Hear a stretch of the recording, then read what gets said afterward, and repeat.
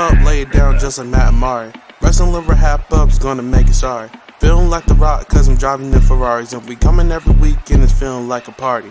Moolah Ric Flair, showing out like Bianca Belair, Best podcast, flush it in the air, From the rings and we win it, don't care, No cap. Throw 'em up, lay it down just like Matt and Mari. Wrestling liver RHAPUp's gonna make it sorry. Feeling like The Rock cause I'm driving in Ferraris. And we coming every week and it's feeling like a party.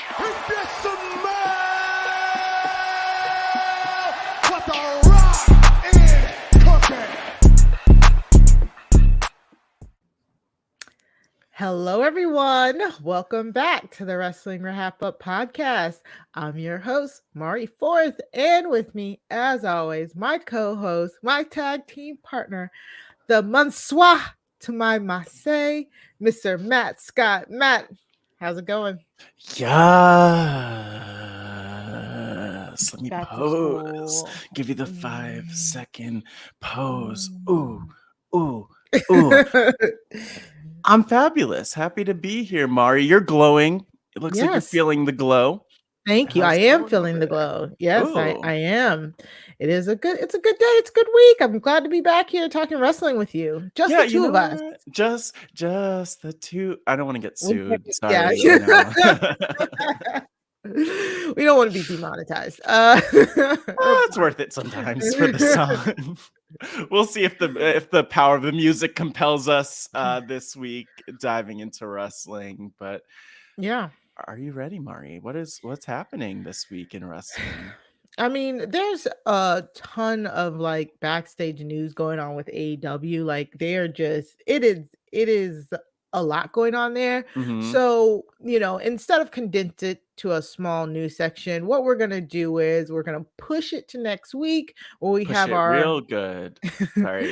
We have some really good AEW correspondence coming on where we can really dive deep and not just kind of, give surface level to what's going on. So can't wait. We'll also have it'll be a review of the AEW. What's the one you're going to? Grand Slam. Okay, yeah, you know what? It's just the way that you really like it. I was gonna do the setup. I was like, and guess what? I'm gonna be okay. Wait, let's hold on, everyone. Just pretend like that didn't happen. Yeah. By the way, Mari, speaking of AEW Grand Slam, I'll be there watching live in person in living color, my first ever AEW event. Breaking news. Oh, nice. Yeah, breaking news. Yeah. So we'll have all of that. It'll be all AEW all the time, unless something were to happen. It just reminds me, by the way, that was ominous. I will always leave room for my girls to come back. Even though they don't care about me. They're just like living it up in New York Fashion Week, going to premieres of Star Wars movies. I know, and they were like in LA too. Like I'm like coast to coast. And the Sasha and Naomi is who we're referring to, by the way. Yep. And I'll say, by the way, I just had a realization. I need to pack clothes to be in the baddie section for Jade because I'm trying to really, that's like what we've been working toward, and maybe I could do it. Maybe I can make it happen, Mari. So I'll tweet Jade. I hope so. Please. Remind me. Okay, I'll do it. I'll do it from the Wrestling RHAPUp account. No, not on the podcast. I'm not gonna sit here writing the tweet on the podcast and then tweeting it out. But maybe what? Here's what I'll do, Mari. Okay. I'm gonna tweet Jade now as we do this intro, and who knows? Maybe I'll get a response. Maybe something will happen. Probably not, but that's not. It adds some tension to the podcast. Whatever you want to do. I'm just glad we'll be back with all of the updates for that. So we just want to move right in to the highlights of the week. But before we do that, remember that you can always reach out to us with any long form questions by going to wrestling@robhasawebsite.com. You can follow us on Twitter at Wrestling RHAPUp. That's at Wrestling RHAPUP on Twitter. Use hashtag Wrestling RHAPUp to join the conversation. You can also join the official Facebook group. Job Has a Squadcast. Shout out to everybody in the Job Has a Squadcast group. We love talking to everybody there. So just reach out to us if you want access to that. Please, I hope you're already subscribed, but if not, what are you waiting for? Go to robhasawebsite.com/wrestling feed to subscribe wherever you listen to your podcast. Of course, hopefully you just saw our beautiful intro and our 5-second poses here on YouTube by going to Rob Has a Podcast on YouTube and searching Wrestling RHAPUp. Yes, and by the way, 100,000 subscribers and counting. Yes. Ding ding ding, ring the bell, ding ding ding ding ding. We did it. We did it, Mari. It was us. Specifically us. Specifically exactly. us, yes. So if you aren't part of that 100K, why not? Go on ahead and subscribe to the Rob Has a Podcast YouTube channel. All right. Let's get into our highlights of the week. Ooh, and by the way, Mari, just so you know, I just got my tweet out to, I'm getting my tweet out to Jade Cargill. I'm attaching a nice little picture over there, you know, like just the make baddest. sure. It was a picture of me from Italy, not yet released, but I'm just saying, I don't think Jade will be able to resist it. So I tagged you and everything. And if anyone wants to see this tweet, hashtag Wrestling RHAPUp is where it is. Yes. Oh, nice. She's never going to reply, and she'll probably block me too. Yeah. But I'm not mad. Oh my gosh. Okay. All right, the highlights. I'm done. I can't wait to see this picture. Each week, me and Matt talk about bring you the highlights in this week of wrestling that can be found in a very handy playlist, either in our show notes or the podcast descriptions. You can watch and follow along, or you can just listen to us talk about them here. But we gotta talk about Damage Control, the faction of Bayley, Io Sky, and Dakota Kai becoming the new WWE Women's Tag Team Champions. They are so rude, just showing up and taking over in no time. Yeah. Taking control. We love it. We love it for them. And I just love the joy. I love seeing them with the championships. I love the fireworks. I love the spectacle of it. Great pictures on WWE.com in the photo section and right up here on the podcast. And woo, Mari, how does this feel for you overall? Just them with the championships.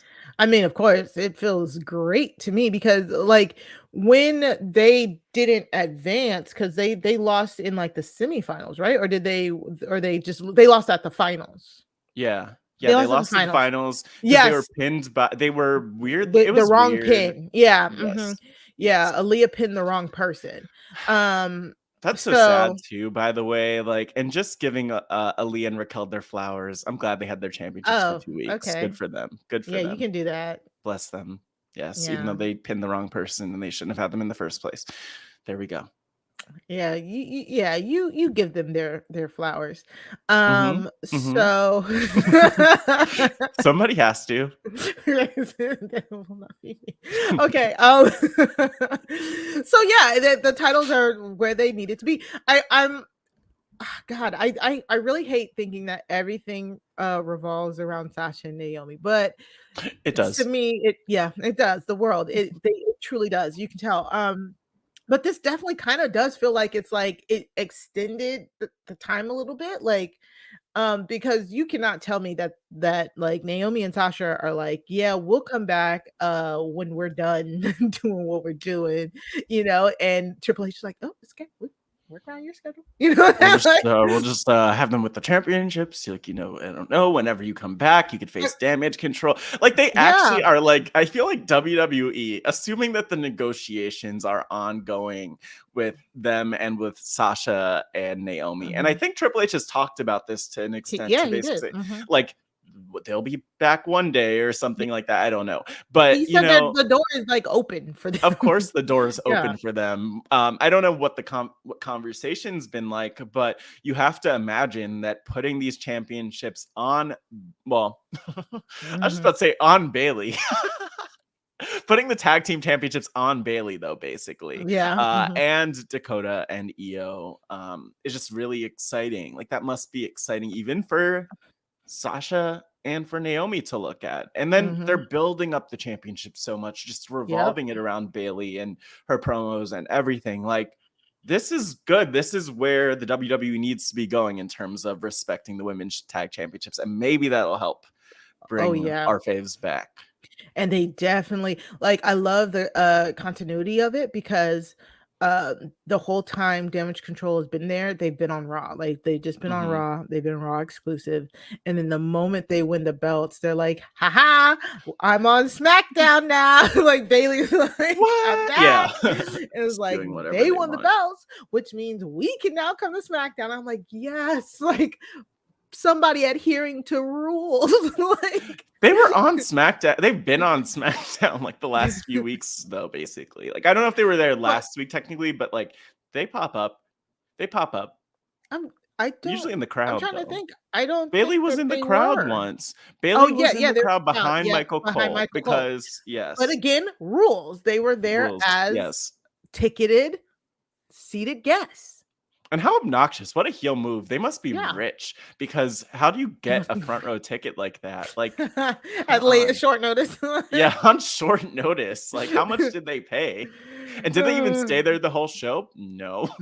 They paid like probably $1,000 per ticket just to be there for about 5 minutes. And what a flex. What a heel flex. Oh my gosh, yeah. So I did like that. I liked that, you know, they won. It was time. It needed to happen because Raquel and Aaliyah they did nothing. They did nothing for me. That match was so good. I loved the match though that they had with Damage Control in the main event. Like the crowd was actually hot for it. The crowd was excited that Raquel and Aaliyah won. I was excited because I thought that this was a moment. Were they excited that they won? They weren't silent, Mari. Okay. You know what I think it is? Bailey is such a good heel that she is like good at generating heat around damage control in their matches, around their opponent. So that worked. So I think it helped. It could have been less of a reaction. It was more of a reaction than I would expect for Raquel and Aaliyah. That's a great point. And I just wish, like, I don't know. It was like a flash in the pan where I don't even think they truly... I don't know if they could really benefit from the fact that they won the championships because it was a fluke. Well, the biggest thing is like you just kind of added to their resume. It's exactly why Raquel and Dakota won the belts for a day in NXT. Literally. Yeah, Dakota actually tweeted out, "Oh, this is the longest I've had a WWE title." Wow. Oh wow. And she won. Didn't she win the NXT tag championships twice? She won it. I think they won it. I think they were the first champions. They were, and they only had it for like 3 hours because they lost them to like Ember and Shotzi or whatever. And then right before Dakota was released, they won it again from Toxic Attraction and lost it right back. Okay, yeah, that sounds familiar. Yeah. So weird down. Yeah. So you know, they gave Raquel and Aaliyah got a championship. Little tink like I don't want to talk about Leah because I just feel like anything I can think of is just shady, and I don't want to be shady to Aaliyah, but she's an anomaly. Like the fact that she was in NXT for like 17 years and she's still like, it's not like she probably didn't age all that much in that time. Yeah, right? She looks great. And I will give her that. The fact that she's still around though is and I'm not questioning it. I don't know what I am doing, but I'm not questioning it, okay? I want her to have her job. I agree. I just don't understand how she still has it. That's not funny. Oh my god. No, she's great. Queens. She's a history maker. She has the shortest match win in WWE history, Mari, and show respect. Yes. Show respect, please. Thank you. We need to show respect. Let's move on. What are we talking about now? Damage control. So Bailey. So because they won, Bailey was able to hop over to SmackDown and face Raquel Rodriguez because, you know, they beat up Aaliyah like after. after the match and all that good Yeah. stuff. So Raquel steps up to Damage CTRL. It was okay. She faced Bailey a little bit. It was cute, but she lost because like it's Damage CTRL. They all like interfered, which was great. I love that. Yeah, and I also loved how Raquel really was like in this position to step up and be like, "I'll fight you." Like they were afraid of Raquel, which I thought was an interesting choice after the three of them were just surrounding Bianca to beat her down. But I appreciate it because it is getting over that Raquel is supposed to be big and strong. Mm-hmm. I don't know how Which big she is in comparison to everyone else, but they keep that they are saying working on it. she's a powerhouse, y'all. Every time y'all trying to make this girl do a power move, it has not worked. Like even in this, okay, you know what? Yeah, Mari. I mean, we agree, but anyway, speaking of Raquel, great times. Shotzi came out at the end Yeah, of to that. help.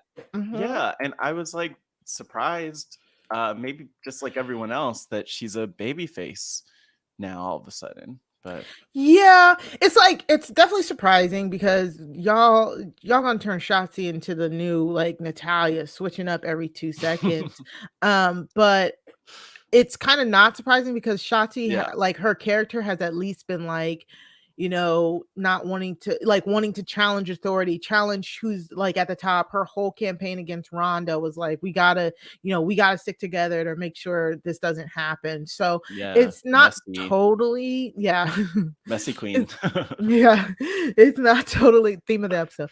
It's Hmm. it's not totally out of line as to that she would come out and try and like help with damage control, but I think it's not a good sign for Raquel for me. Like to Wow, me, it's telling me they don't have faith in her as a single star because they just really? keep putting her in all these random tag teams. I mean, we don't know. Maybe it's just them joining forces just to stop damage control. But you know what I'm saying? Like Becky, Bianca out here standing by herself. I mean, she does Yeah. get a little bit of backup, but I don't They know. wait I though. I They guess give we'll her see. some time. They're always like, Alexa and Asuka, who I'm sure we'll talk about in a Yeah. minute. Like they do a good job at like taking their sweet time to get out to the ring. They're like, look, Bianca, maybe she could handle it. Maybe by the time we get to the curtain, like she'll have handled it. But Right. They're like, do we really have to? Okay, they're I like, guess. oh, okay, the boots. We need to. Oh my god, I didn't think we were wrestling tonight. Oh god, I need to put on my gear. I know. They're like went back what was that back in like 2018, 2017 when what was it, like Charlotte was getting beat up and everybody's like, well, Yeah. where's Becky? And she's like in the back eating quinoa. Like it's Delicious like, come quinoa. on, man. Yeah. Mm, Yeah. good for her. Um I miss oh Becky. I miss oh my Becky, and god. also she'll be back in due time. And But yeah. you know what? Speaking of like, just on that note, this roster is doing well, and I did mention like I miss Becky, but I didn't even realize I missed Becky actually with all that's going on. Like I miss Sasha and Naomi a lot. Mhm. But yeah, I mean, hopefully Becky's recovering smoothly and Right. all. Yeah, Yeah, I hope she's in just like enjoying her time off. Like she really came back for seriously. like a whole year, like put the company like on her back, like her and Bianca like shouldered that and said, "Yeah, like let me go lay down," which I love that for her. Like I love Yeah. that, like at least with the women, and this is why we're gonna like focus on the women here. In the beginning, Mhm. is like they right now are in such a great spot that like Charlotte's been out for months now. Like their main stars, like Sasha and Naomi, are gone. Yeah. Like now with like the infusion of Dakota Kai and Io and Bailey coming back and Bianca being able to hold down the fort, like they aren't worried, and I love that. Like Yeah. it was not like that even just 2 months ago. That's Like a I what? think that's a I think that's a Vince thing though, really. Like that Yeah, it comes down to the booking because things on Raw for me were getting stale for a very much. while. I mean, Hmm. I'm always gonna find reasons to be excited, and I always was, but like the fact that we just kind of consistently had Becky on commentary watching matches, we had Right. Bianca like supervising matches. It's just like, come on, Yeah. we could do something better, and this is something better. I love it. I love it. Yeah. Exactly. So I just think that they've always had. I mean, we've said it. WWE strength has always been showcasing their women, like Mm-hmm. at least for the past like 7 years. That has been one of Mm. their biggest strengths, and it definitely took a dip for a while there. But I feel like they're on the right path. You know, given praise to Triple H as of right now for making the moves that he made, Mm-hmm. and you know, if if If. Sasha and Naomi come back, when Becky comes back, I mean, guess when Charlotte comes back, like even when Charlotte, I think we're gonna be fine.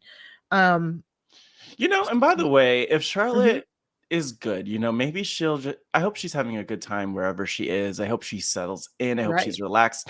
And if enjoying she married life. decides she doesn't want to come back, that's also fine.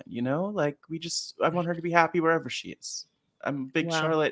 big supporter of Charlotte. Just want her to rest and stay off of our TVs for as long as possible. But I wouldn't for mind. her. I wonder what's Andrade's contract with AEW looking like right about now, because Ooh. them coming back as like a power couple could be it. Like I Oh, I would, would I love that kind of like that. actually. Yeah, them going Yeah. up against Miz and Maurice or something like that, or Just something different for Charlotte. something Honestly, you know different. what? Yeah, I think like next time we see Charlotte and whatever they do, I'm going to be optimistic and hopeful that is like that we won't be annoyed by it basically. yeah, Um exactly. Like that's the thing. She's had such a long career. It'd be really nice if she like reinvented herself, something away from just the Flair name, and like I'm not saying change her whole gimmick. Like people, think that she no, should change her whole gimmick. I'm not talking about that. I'm talking about change her character. Like her gimmick exactly. can kind of stay, but a different character would be great, because I mean, if you look at Becky switching between so many characters, the man, the last kicker, the big time Bex, like going Yeah. back and forth between, heel and face, and then Bailey with the ultimate, being the ultimate baby face, to switching over to the role model, Love to this her. damage control. Like it like this it needs a change up. Sasha, of course, going back and forth, changing the wigs up. Bianca, even Bianca had a heel run in NXT for a minute there. Like Yeah. I really think if Charlotte comes back with a new perspective, something that's not just like I'm chasing the title, I'm not, oh, I'm the queen, I'm entitled, blah blah blah. Yeah. Like I would love to see her. I feel like she should have the range, right? Like she should have the range. Um, I don't know. Yeah. I don't know. Yeah. It's for some people. It's for Yeah. some people. Maybe not for most people or for us, but there are I was people really who've liked it, who've liked what she's done. She could do better though. Yeah. No, it's not that I don't like what she's done. It's just that it's been the The same booking. thing for It the has longest been time. though. Yeah. It's been the same thing. It's been the booking. Like I think people really liked when her and Becky, what was it like before I think when we were still in the team PCB, and they were kind of like they would do their little tea time, and they were kind of like joke around. Yeah. Like I would love to see a comedic Charlotte, maybe. Like maybe that would be like I feel like people take wrestling too seriously sometimes. I've been saying this for the longest time. Like I know we were talking about range, Mari, but I don't know if Charlotte's giving that kind of range. I don't I see her don't on know. I don't SNL. know. I want her to try. Like, I want something new. I said the same thing with Ronda. I want her to try, Oh but I well. just don't want her to try anymore. Yeah. So Yeah. I yeah, I would I have a little bit more faith that Charlotte can definitely pull off more than Ronda can. I think so too. Yeah, Let's see. but Let's see. Whatever. let's We talk. talked way too much about Charlotte for her not even being anywhere close to this situation. And look at me, it was all positive too. I know, Um, right? so gross. Turning Um, over a new leaf. Yes. Bianca did an open challenge on Raw, which we know I'm a Love sucker for me. an open Love me a good open challenge. challenge, Yep. Yep. especially for a babyface champion. Hmm.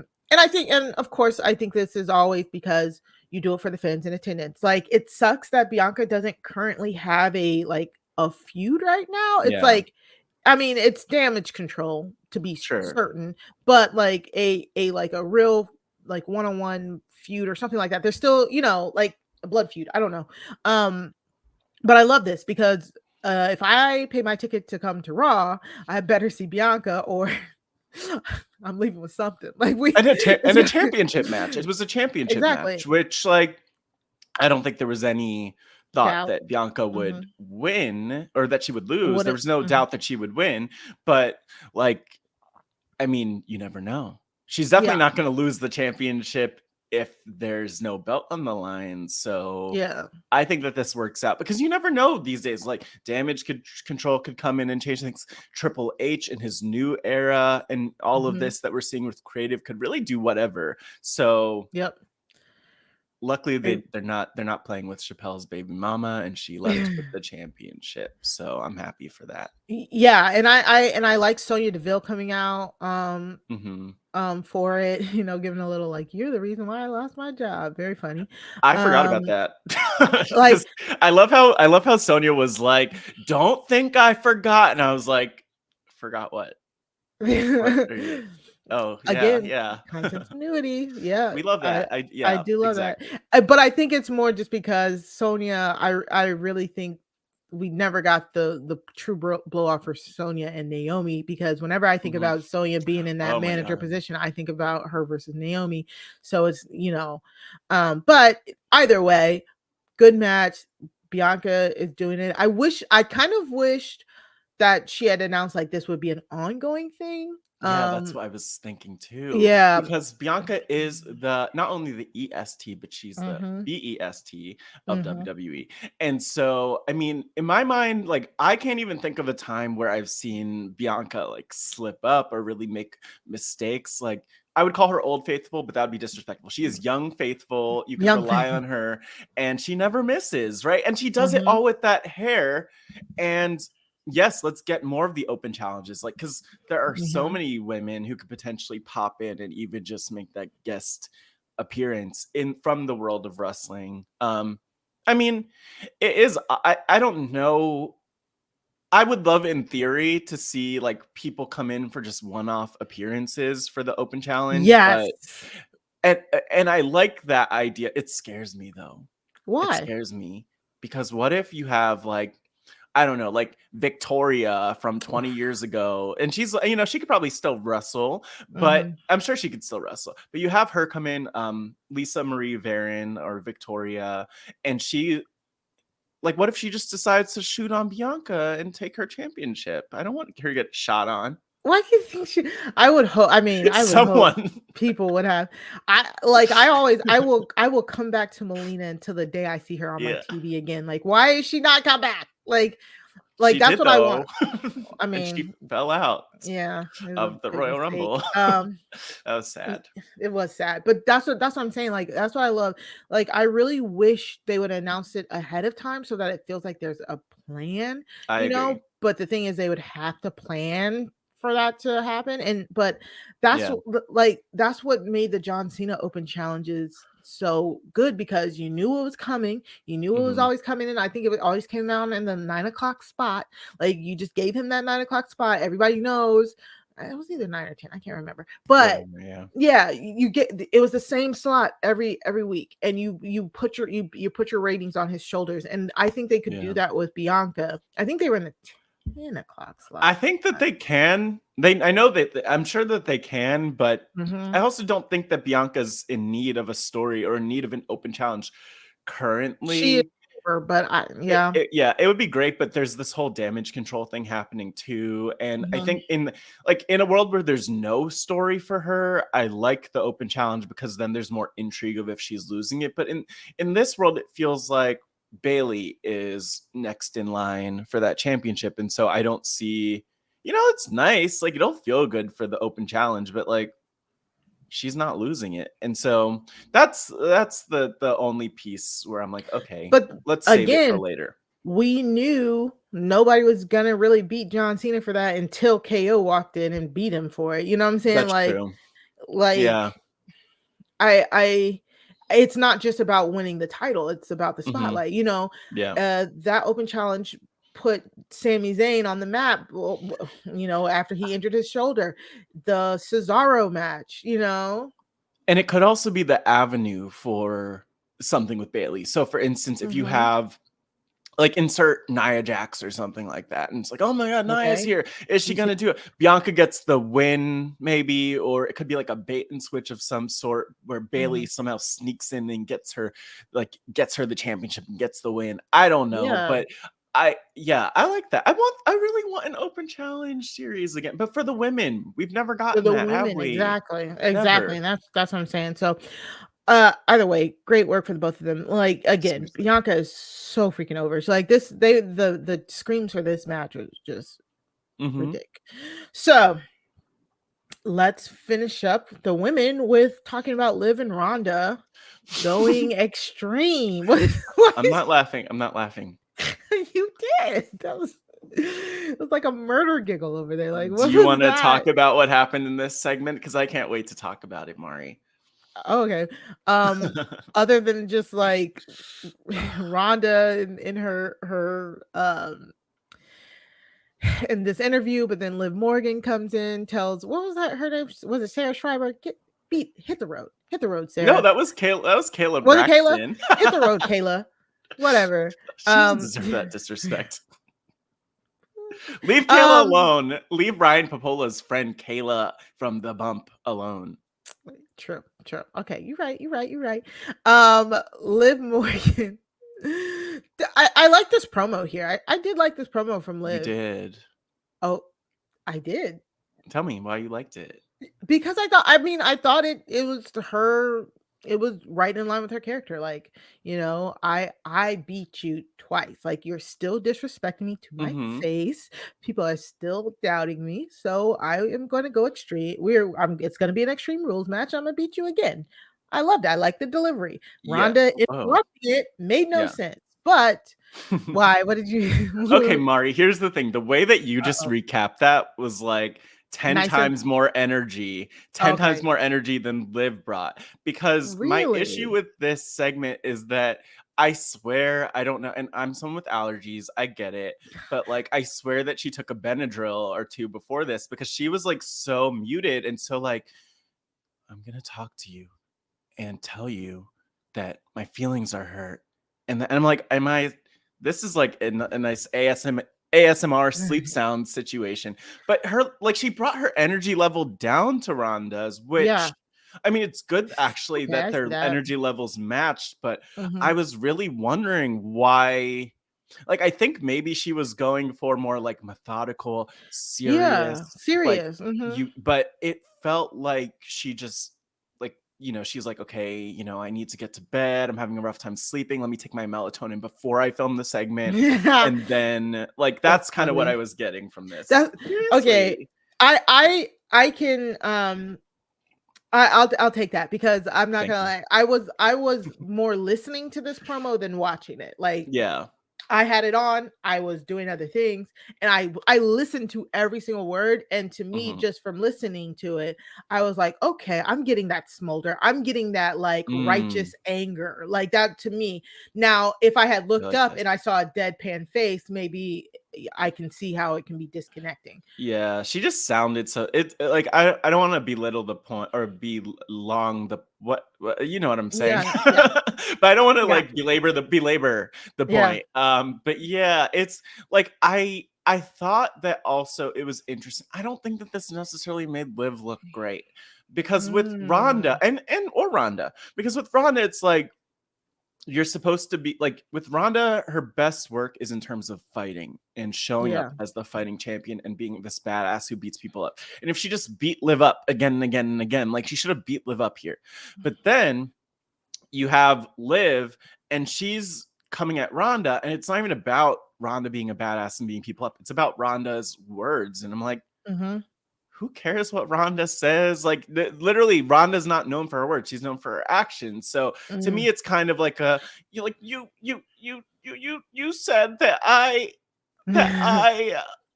you just was calling me names, and I'm like, this is wrestling. Look like a strong champion. I don't know why I'm so hard on Liv right now because I really believe in her, but I just don't think that this is great booking for her. Very interesting. I don't know. Yeah. I always have a gripe. Like if the champion asks for the match, if they lose, you make them look dumb. Yeah. If they are a babyface. You know what I'm saying? Mhm. A babyface champion asking for an Extreme Rules match, a cage match, whatever. If they're asking for it, they're the ones insistent upon it, and they lose, they look stupid.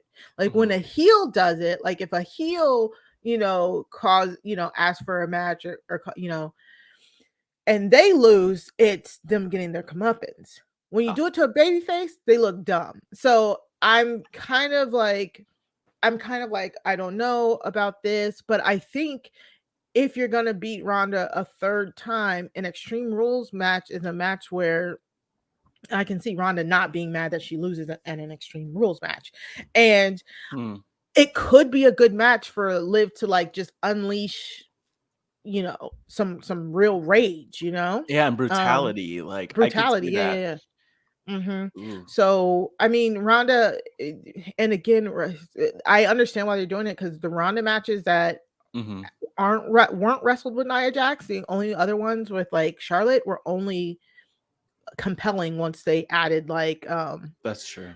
when Kendo they added the sticks. kendo sticks. Yeah, Yeah. exactly. So I'm It'll I'm be a good. excited. Yeah, I me want too. to I'm see it. looking forward Yeah, to the match. I'm looking forward to the yeah, match. Like, definitely. I think the last time that they, or one of the last times that they were going up against each other, I was like, you know what? I am excited to see what they do with the match, just to see how they book it. But I'm hopeful for Liv. I just hope that she's not losing the championship soon, because there's more story to tell there and more like growth for her character to have. If she lost it now, it's kind of like the Yeah. Aaliyah Raquel thing for me, where it's like, did Mhm. she really benefit all that much? Exactly. I don't know. Which is why she should have kept the suitcase, but whatever. I Keep don't. the suitcase. Yeah.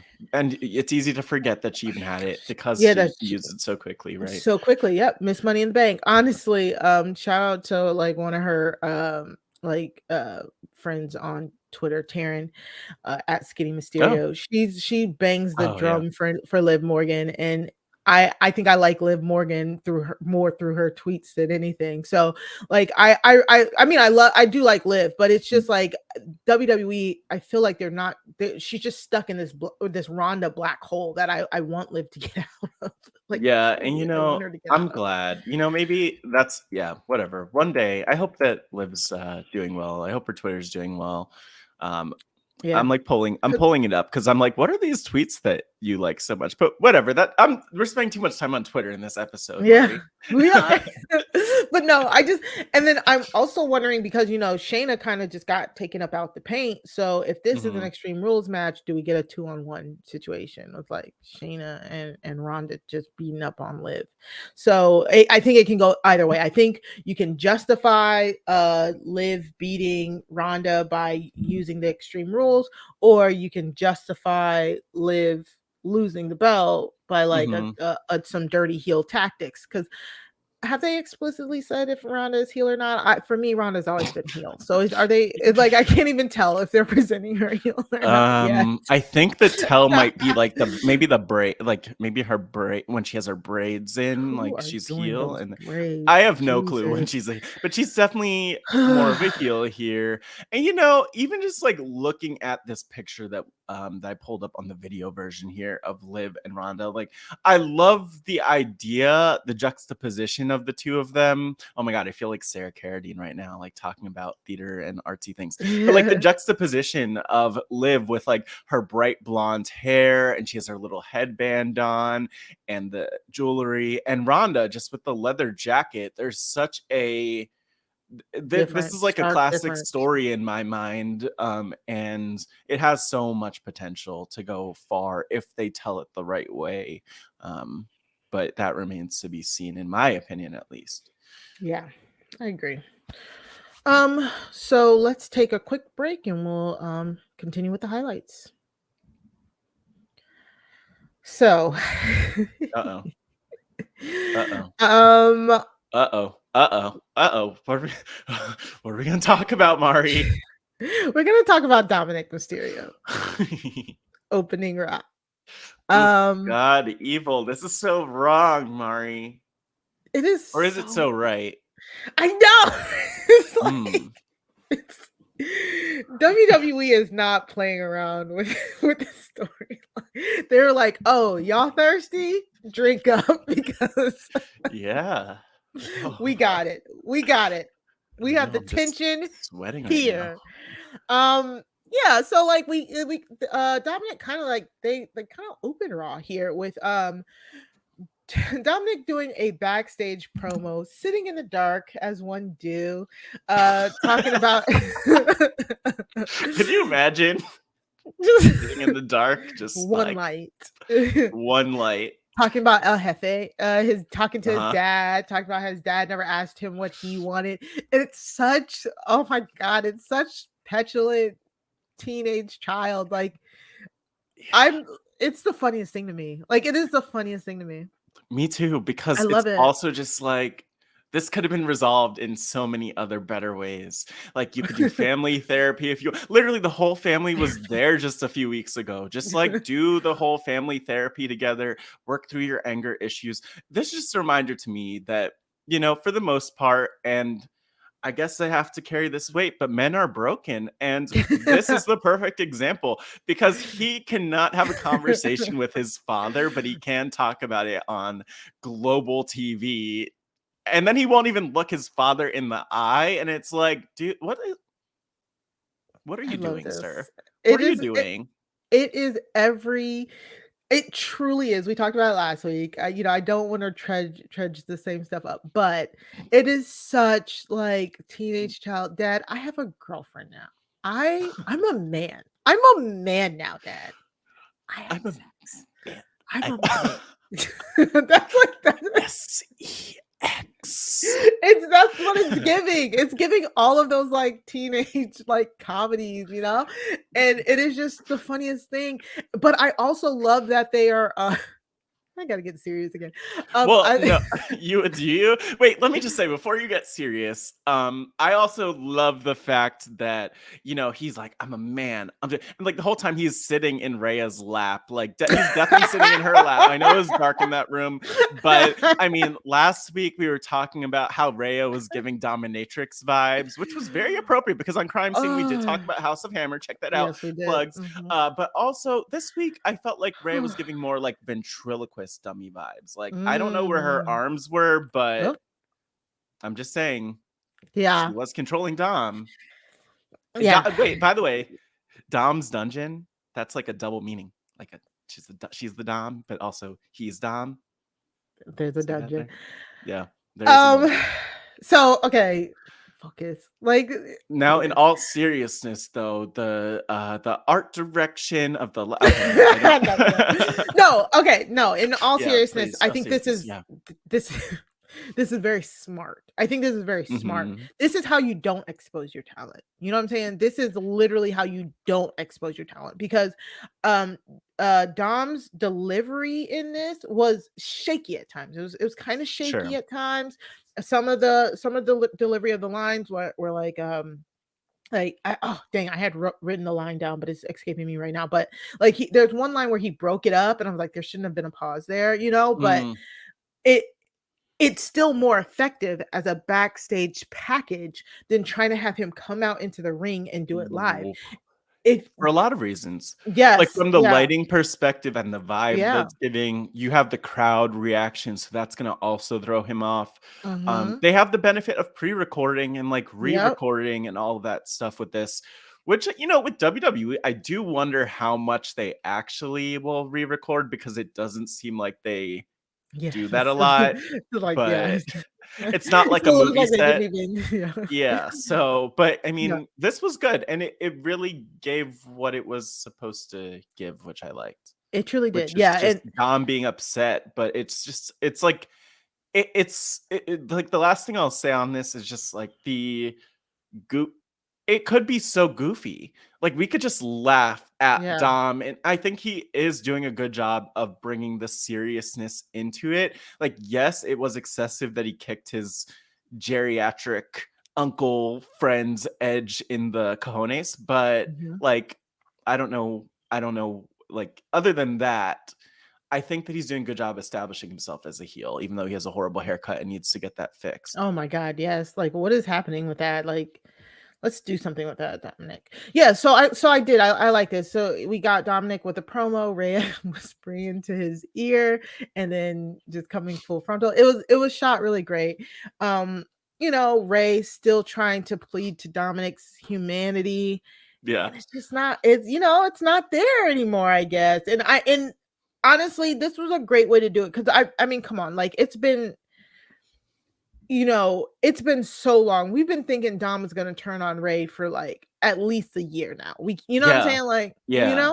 Yeah. So with him turning now, I think it's a great time.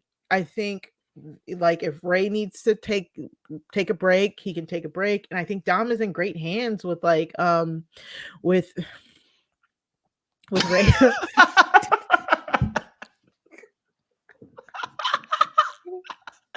Just a picture of him sitting on her lap doing that.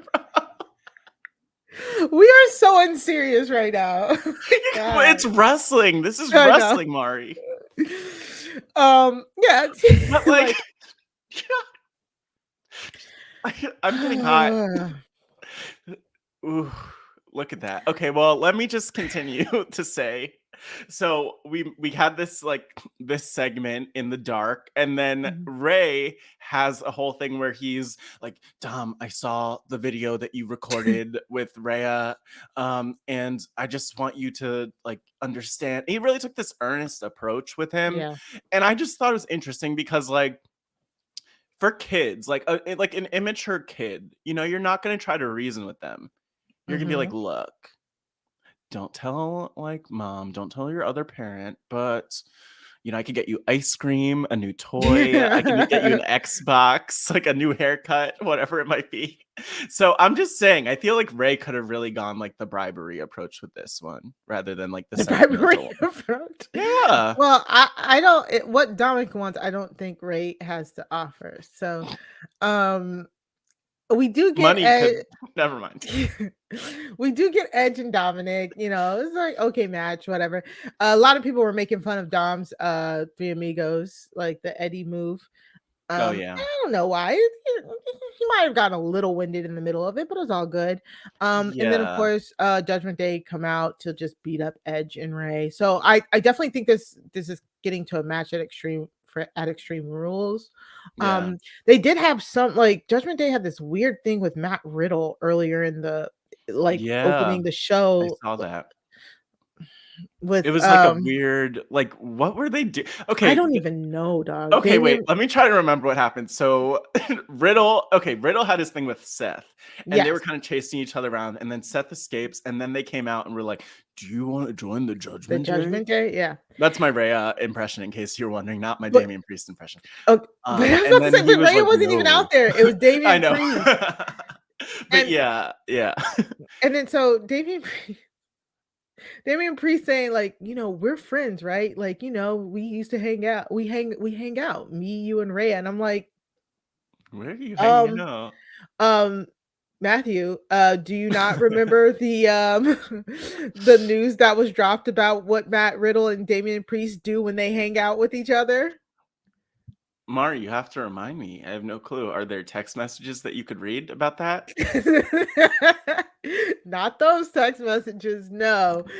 We can talk about how Riddle's exchange wife said that they like to go out and pick up strippers together. So this was an extremely awkward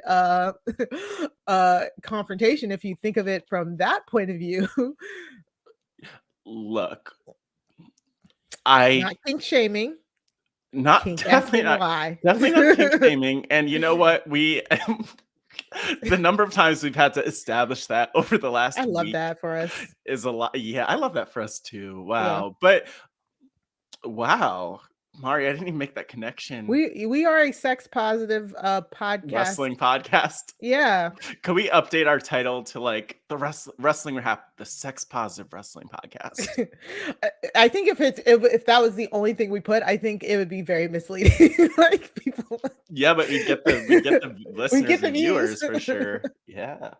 But yeah, no, that was funny. But I think this Judgment Day thing is pretty cool. Like I agree. I think we said it last week. I'm trying to figure out how we disengage from Edge and Rey. Maybe let's just beat them down at Extreme Rules. Just beat them down, get them out the way, and then let's move on. Like, who do we move on to? Do they move on to Riddle? Yeah, I don't know.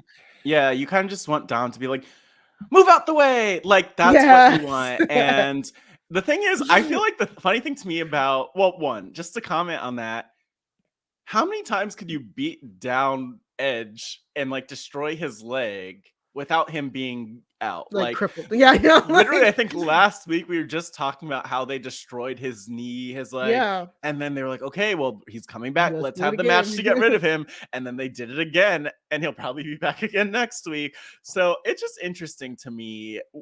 I don't know what they need to do with Edge to actually just won't go away.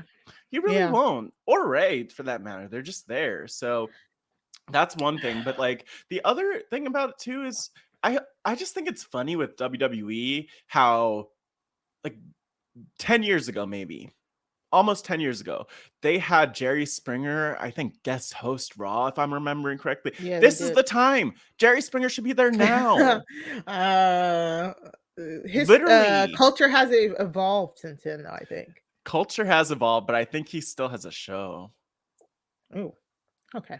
I mean, I don't know. I don't know. Well, we'll see what happens. Hopefully it ends at Extreme Rules. Then maybe Judgment Day can move on. There's so many good like tag teams right now that yeah, we'll see. And then I could definitely I could truly see like Rhea and Dom show. It's kind of, if it keeps going the way it can, it could actually might lead to the breakup of Judgment Day, because honestly they're the stars right now. They're the ones being booked better. I really like though seeing Edge opposite of Dom and then Rhea also in the situation, because this is ridiculous what I'm about to say, but in my head I'm starting to think of Edge and Lita. Yeah. And I'm like Dom and Rhea, which is like two very different combinations. But Dom, like I told Rob Sesternino of Rob is a podcast in context. But I told him, I was like, I think that Dom will be a future world champion. I was joking at the time when I said it, but I think it could happen if they really believe in him and if they're invested in him and if this evolution actually pans out. He has a lot of growth he needs to do in terms of the promos, like you're saying. But I mean, he has the pedigree. His corner, yeah. It just opens up whenever you like team people together. It just opens up. It should open up new storylines to unlock. That's the biggest thing. So, yeah, very interesting to see. And it truly does kind of feel like right now they're all in Judgment Day, but it feels like it's kind of separate, like I don't know, in a sense. No, that's a good point. That's a good point. It feels like they're kind of doing their own things within the faction. Yeah. Thinking of even like the start of the show. Yeah, right. Like Finn Balor and Priest are focusing on Riddle now, and they're still Rhea's focusing on Dom. Okay. So next up, Johnny Gargano made his in-ring debut. I know. His in-ring debut. I love this little package that they did about like his NXT legacy, because I think it's really great to introduce because you have to unfortunately reintroduce some of these NXT people to the crowd. And I didn't really, as somebody who's watched NXT and Raw and SmackDown and knowing everybody, I've never had trouble following because I've always known where the people were coming from. And I forget that a lot of people didn't do that. I didn't realize that until we talked to Rob after the week after like SummerSlam, and he doesn't watch NXT. And so there was a whole bunch of people that had like debuted that he didn't know about. And I'm like, oh, right. Like there are like actual like people who are fans who watch all of the shows, but except for NXT. So they don't know any of these people's legacies. So I thought that was actually really good that they said, hey, this is what it was.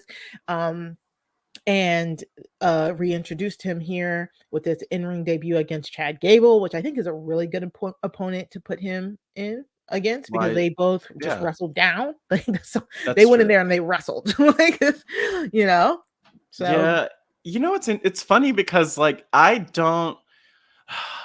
Chad Gable is actually amazing in the ring, and Yeah. I don't mean to be shady in adding the actually amazing, but he is actually amazing because you don't really take him seriously. He has the shoosh It's the gimmick in character. that Yeah. character, The character and right you know, now. and then we just saw him got beaten down by Braun Strowman last Who shall week. not be named. Yeah. Yeah. No. So I hope he's doing well wherever he is. But anyway, like, yeah, I thought that, okay, to me, Johnny Gargano re-debuting, like, even across from Austin Theory makes a lot of sense, and it's really It does, cool. yeah. And Theory is in, like, not the main event spot, but he's really been like teetering on that. He's really Yeah. he's like upper mid Upper mid card. card. And the thing is, I like Johnny there, but I don't feel like Chad Gable isn't upper mid card. Chad Gable's Right. mid card. So they really were selling how big of a win this was, but I just wasn't seeing it. But it Yeah. was a great match. Yeah, it's like the equivalent of you come and you debut, but you don't want to debut him up against a jobber because then it's kind of like, Yeah. okay, you know what's going to happen. It's still like a step up, like Mhm. beating a mid card person over beating a jobber. But also, I think it was just really important to show the audience like his name is Johnny Wrestling for a reason, Mhm. and the both That's of them real. wrestled. Yeah, and once you introduce that character, you know, then all of his best matches are always like grounded in Wrestling. yeah, not just wrestling, but grounded in emotion. Like all, Mm. you know, all of his best matches against his best friend, all those, it's always grounded in emotion. He needs the Yeah. crowd on his side first. So that's Yeah. what they're doing here. And Gable, yeah, I love the shoosh gimmick. I love shoosh, please. Like I love it. Every time he Yeah. throws his hands up, thank you. Like I can't. I'm a Yeah. sucker for it. I love it because again, I remember Gable, you know, when American Alpha and the tag team days and just being they kind of wrestle from the same point of view, him and Johnny, like being that ultimate underdog type point of view. And Mm. it didn't work for him. It didn't work for him. So now he switched over to the Yeah. heel mid card act, It's which I great. think wrestling needs. Yeah. The comedic heel Mhm. so I love that, but then I love that they both were like, "Oh yeah, but remember, we wrestle," you know. We So wrestle. yeah, I thought this was just a good debut. I love seeing it. I really want I like that. some. This was one of two matches where I was like, "Dang, these performers! If you give these performers an actual storyline and an actual reason and more time to like to do something, it would be like I want to see it, you know, because you forget how good the actual wrestling component can be sometimes with the WWE especially. Yeah. Um Yeah, this is yeah. good. I'm excited to see what they do with Johnny going forward. I Mhm. mean, I've always felt like he kind of has like a the thing is people are so damn talented these days that there's a lot of Yeah. people who could really be like a huge star, but I've always I guess part of it's probably the super kicks. You know what? That's it. Everyone who does a great super kick, I'm like, ooh, Shawn Michaels, Shawn Michaels. But you know, I feel like I've always seen a little bit of Shawn Michaels in Johnny Gargano in a way, but he's also so unique in what Mhm. he does, and so I'm just thrilled to see where Shawn they Michaels take is a it. mentor, I think. Yeah. In Yeah, yeah, NXT. which Mhm. totally makes sense, but it's yeah, I mean, we'll see where it goes. Hopefully, I'd love to see him in the world championship type of Yeah. contention one day. Yeah, I think Um, he just has to build to it. I think yeah, that's the to your point about like Rob and others not knowing, like yeah, we need to really solidly establish him on the main and roster. we'll But the talk video about that. package, yeah, the video Definitely. package did a really good job, by the way, I would say, because it like referenced his kid and it just builds the Mhm. emotion, and he's really lovable. He's really Yeah. lovable. And like once you get that emotion attached to him, then you get like I love his song. I'm so glad they went back to Rebel Heart. Like Mhm, it will click. It just they just need to give him the time for it to click. So mhm. um and yeah, we'll talk about the role of NXT and making stars a little later. So on NXT, we're gonna hop over to NXT real quick Boop. because we have to talk about Solo Sikoa. So after Solo Sikoa, you know, helped Roman retain, we saw him on SmackDown last week. He ended up going back to NXT 2.0 Mhm. currently Yeah, yeah. this past week. So Carmelo Hayes was supposed to have a North American title match against Wes Lee because the audience had voted Wes Lee to have that spot. Before Wes Lee could, have the match, Carmelo and Trick like beat the crap out of him in the locker room. Like wow, they like they really is he dead? Like they murdered him. They smacked. This is my thing with wrestling. Like I get that wrestling doesn't bring in like weapons like knives and guns, they bring out swords, but they don't have Drew like using his sword stabbing anybody. Yeah, but this was like worse than that. Like so I think if they pull out any of those weapons on him and use like he would have been this was brutal, Mari. they stomped him out. Like that was a stomping. And then they like put his head in the locker and just started and smacked it like 5 times. I was like, geez Louise, like this is my thing about it. Oh god, like wrestling needs to I think like there needs to be like a wrestling United Nations type of sit down where they all just agree on like how much brutality is acceptable in wrestling, because that was a murder. That was a murder. It was. We watched it. We just sat there and did nothing. So they stomped him out, and then so Carmelo Hayes comes out like, guess I don't got nobody to face today because Wesley and he's a little injured right now. Oh well. Which again, this being a heel move, you're like, so because Wesley was injured, Solo comes out. So this was kind of funny to me because I heard the outcome before I actually got to watch the show. So I was like, to me, when I first heard it, I was like, how did Solo win the audience vote? You know what I'm saying? First and foremost, that's what I was thinking. Yeah. And then once I watched, I was like, okay, now that makes sense because Wesley has been like battling with Trick and Mello for a while now. So it would make sense as to the people, if the people really voted, like if this wasn't just like you're voting, if the people really voted, it would make sense that Wesley got it. But they did that. And so Solo comes out. Carmelo and Solo have a great match, of course, because it's Mello. Mello don't miss. But Solo wins. Solo wins the North American title from Carmelo Hayes. And I'm too stunned to speak. Really? Mari, how are you feeling about it? I'm feeling okay because my thought process is if you're taking the belt off of Mello, then I hope you then mean you're about to put the big belt on him, because honestly, Carmelo has been carrying NXT on his back. I can't tell you the last time I watched a Braun Breaker match. I'm so sorry. I know we got questions about like JD McDonough and stuff like that. But I just truly, I don't sorry care. To this man. Yeah, exactly. So this has to mean that Mello's moving up the card. I would hope. And they're just, adding more gold to the bloodline, which is like, okay, I guess. Like, yeah. I am only ever slightly impressed when factions get all the gold. Like I like them to get all the gold, and then I like them to not hold it for a decade. You know what I'm saying? You like to see the cards, like you like to see the house of cards like built up and then fall apart, right? Yeah. Like that's kind of the thing. I think we've talked about this a bit in terms of the Usos and their championships, and that just kind of being annoying because they just pop in to defend their titles and then they win. And if that, but when they do, it's like pop in, pop out. We still have the championships and all the above. So not the best, but it is, it's not great. I do love the little promo that Mello cut before this match. And he had this great line, and classic line, but like, heavy lies the head that wears the crown. And Mello has the heaviest head and the biggest crown in NXT. And then it ended. But like, I do believe you that he could be in that Braun, like he could take Braun Breaker's championship.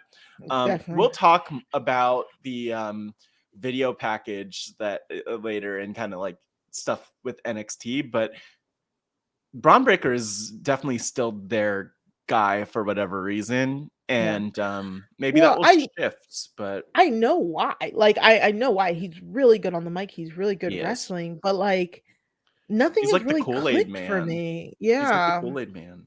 It's like I don't know if it's none of the storylines have clicked for me, or like I don't know. Or it could just be that title is kind of in a sense holding him back, because it's just all of his feuds are about the title. They don't seem to be about anything else. But I don't know. Yeah. So yeah, so Solo wins the North American Championship, and then he brings it to, you know, SmackDown, because the Bloodline is celebrating. They have all the gold, but then oh, sorry. Look at me. Before we move on, we did get a good question from Edmo. Saying thoughts on NXT Premium Live events possibly going back to takeovers. I think we'll elaborate on this a little bit later, but like, yeah, I don't care. I truly don't care. NXT Premium Live event takeover. If it's just a title, it doesn't really matter to me personally. Yeah, the vibe has definitely, the takeover energy has definitely not been there for a while, just to kind of Edmo's point, to honor that question. But like, the reality is, I mean, I don't know if we're ever going back to like that level of takeover, as long as we're in a world where where we have all of these new stars in NXT rather than these like the Nakamura's and the Garganos and the Ciampas, right? And the Sami Zayns, It's just a different time. Exactly. And I kind of like the premium live events a little bit more, because for me, the takeovers for what they were good, but the whole point of the takeovers was it would be 4 matches, and they would give the matches time. That was the good thing. They would give them like 20-30 minutes a piece or whatever. They'd give the girlies time, but it would be only like 4 matches, and it would just be the matches. With the NXT Premium Live events, we're getting matches, but we're still also getting backstage promos. It feels like an actual WWE Premium Live event, you know, where it's not just the wrestling component, it's also the entertainment component. So, you know, I like them both. And it, you know, whatever they decide to do, and we'll talk about that a little bit more. But also, yes, you can bring that picture back up. Sorry for that, Matt. A picture of Paul E. Heyman looking good in this little suit of his. And it's been a while. It's been a while, right? We haven't seen Paul in a minute. Yeah, he looks nice and fly. But there he is with his little Usos, with his little Sami Zayn, and of course with Solo Sikoa. Yes, a lot of them. And just to come and like answer, like Logan Paul invited Roman Reigns to his press conference in Las Vegas, and it's like, all right. By the way, Max asked, do you think Jake Paul has what it takes to topple the Bloodline? Isn't it Logan? Yes, he said Jake. And I don't know if Max was being shady. I think either way, I like it. Yeah. No? I hope not. That's the question. That's the answer. That's my answer. It's just hilarious because I think he was trying to cut a face promo, and it was not it was not received like that at all. Yeah.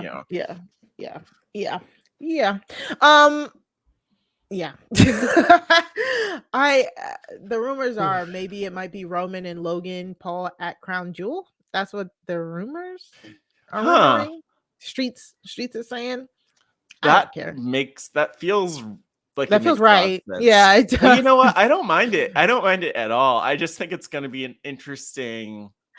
It's not going to be the squash that it should be. That's what I'm afraid of. Like, so, it should be a 7-minute match max. But I mean, I'm okay with it. Like, maybe he'll call his little YouTuber friends, the problematic ones, you know, the hype house type of people, and just like, you know, have them do problematic things in a problematic place. Actually, it all works out pretty well. There's a lot of synergy. A lot of synergy. Yeah. I like this. Maybe he'll even win the championship. Yeah, it was cool. I mean, it's whatever. We'll see. If I don't think Logan Paul should win. I don't think he win in his third match. He shouldn't win. He should not win. He's not going to win, Mari. There's no way. There's just too many of them. But you know what? Why am I entertaining this?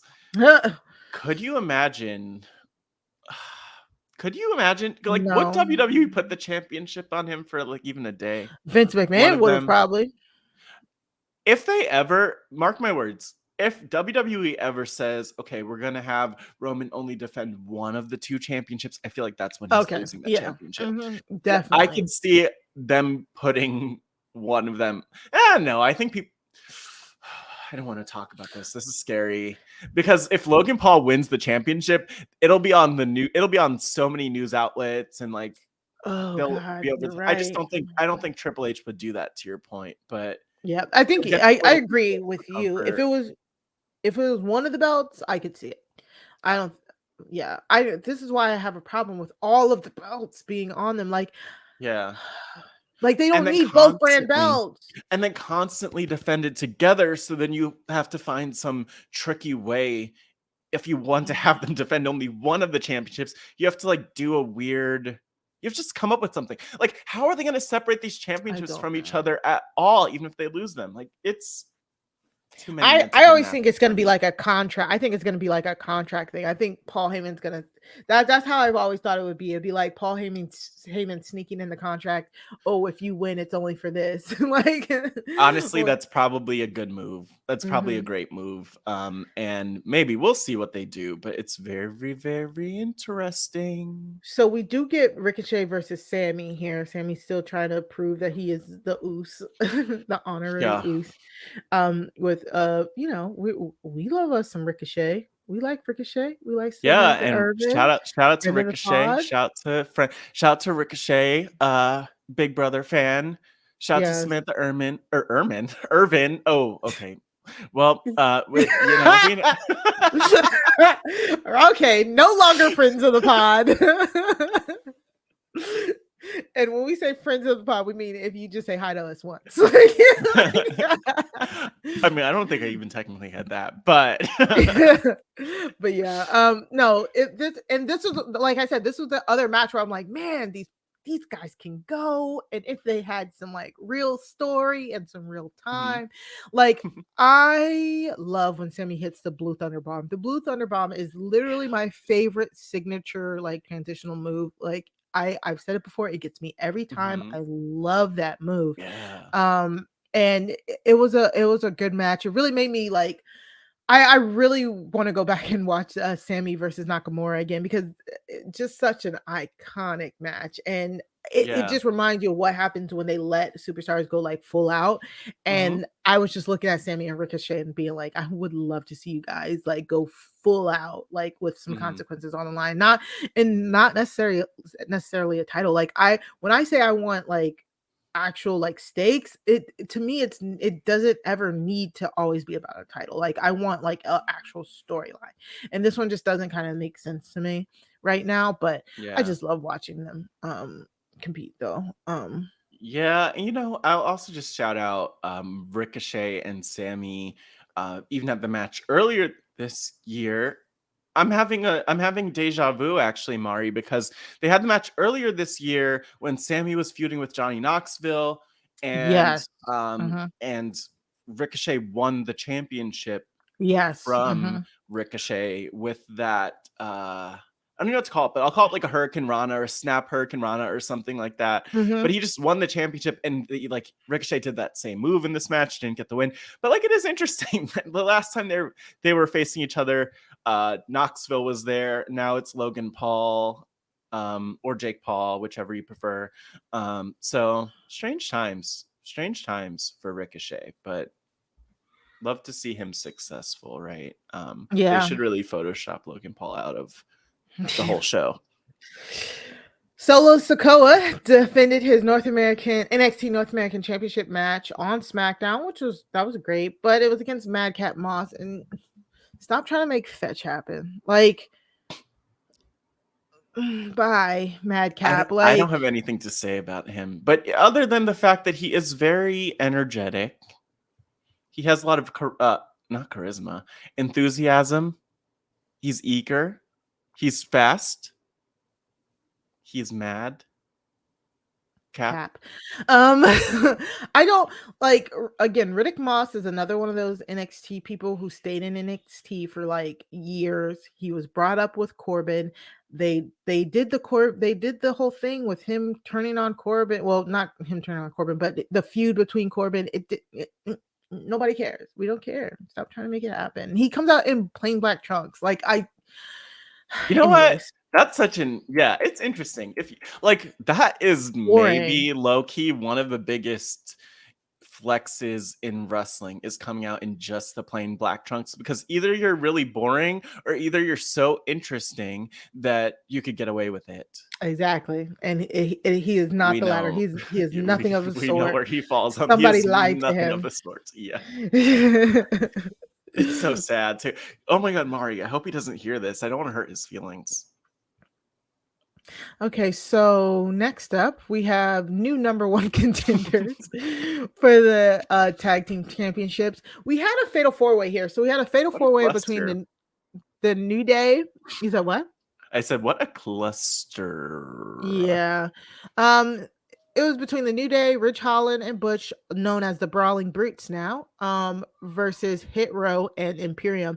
It was just kind of the like antithesis, like the complete opposite of the like 2-on-2 versus 2 tag team match that we had last week, where it was like so fun with the Lotharios and Maximum Male Bottles versus Hit Row and New Day. And now it's like, oh no, we gotta get serious now because this is for the number one contenderships. And I'm like, oh, this is so boring now. Yeah, and you know what? They wouldn't even let my man Big Papa Top Dollar? Yeah. Okay. Let him jump over they still don't let him do the dive. This is hilarious. And I just want to see him try. Because my man is like thick and large. Like, I mean, I know that they could but some people are just not built in a way where they should be diving onto people, because it's not only like the 400 pounds, but then it's like he just looks like he's a heavy one. You know what I'm saying? Yeah, I wouldn't want to do it. And I love the fact that like if he actually hits that one day, I'm going to lose it. Oh, you know, I'm sure he well. You know what? We really this want could be it an now, ongoing. Yeah, it could be. Oh my god! At ongoing. least He just constantly gets stopped from doing. Oh my god! At least it's not like Big E though, where every single week he was doing that spear out to the to the apron floor. or whatever. Ooh, yeah, not right. Don't do that. Please don't.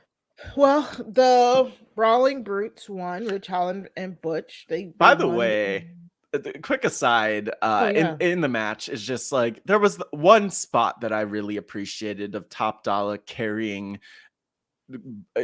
like Xavier Kofi and Xavier and Pete Dunne, aka Butch. Like, what? This man is a hoss, as JR might say. Yeah. Yeah, and they did all that, and the Brutes won. Like, still lost. I'm sorry, I'm not gonna like. Yeah, the match was at its hottest when like either Hit Row or New Day were in it. Honestly, of course. But the Brutes took it. I was actually kind of surprised Imperium didn't win here, but then again, I'm not surprised because they were close. Yeah, they were close. It was like a bait and switch basically for Imperium in this spot, from what I remember.